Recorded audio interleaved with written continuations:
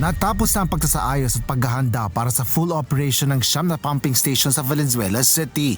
Ito ang inihayag ni Public Works Secretary Vince Dizon sa gitna ng paghahanda ng pamahalaan para sa nalalapit na tag-ulan. Kabilang sa hakbang na ginawa ng Department of Public Works and Highways o DPWH ay ang pagdaragdag ng water pumps sa pumping stations. Layo nito na mapataas ang kapasidad ng mga naturang pasilidad upang makapagbomba ng mas maraming tubig mula sa mga mabababang lugar.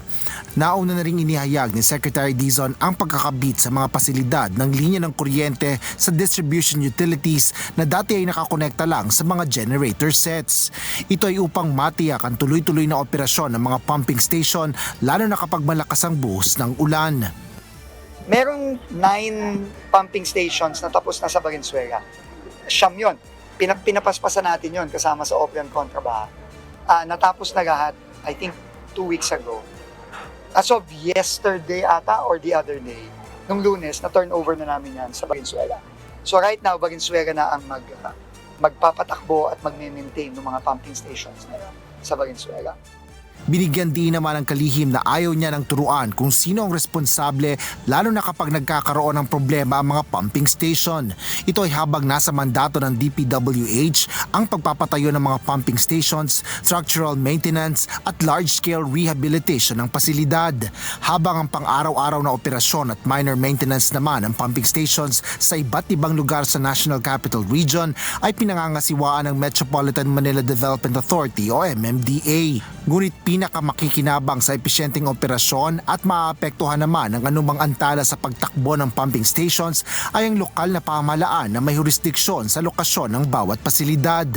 Gaya na lang ng Matalahib Creek Pumping Station sa Talayan, Quezon City na imbis na makatulong ay nagdulot lang ng pagbaha sa lugar dahil sa kawalan ng koordinasyon sa LGU.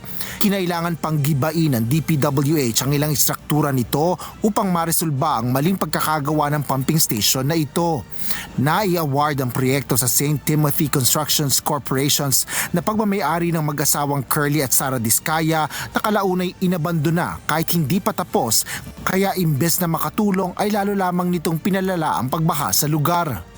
Nakikipag-usap kami ngayon sa MMDA at kung sasabihin ng MMDA na mas maganda sa LGU, ikilipat namin sa LGU yan. Halimbawa ito, pag matapos ito, kung sasabihin sa atin ng MMDA at Mayor Joy na mas mainam kung ang QC-LGU magpapatakbo, wala kaming problema. Para naman kay Quezon City Mayor Joy Belmonte, may sapat silang kakayahan para sa pamamahala ng mga pumping station na nasa kanilang lungsod. But I agree with Secretary Vince that we should be accountable for our own jurisdictions kasi hindi talaga maganda yung nagtuturuan. And here in Quezon City, I've always said if it's within our jurisdiction and the responsibility has been given to us, we will manage and be efficient in carrying out our responsibilities and we will be accountable for these responsibilities. Asher Kadapan Jr. humahataw sa balita ngayon.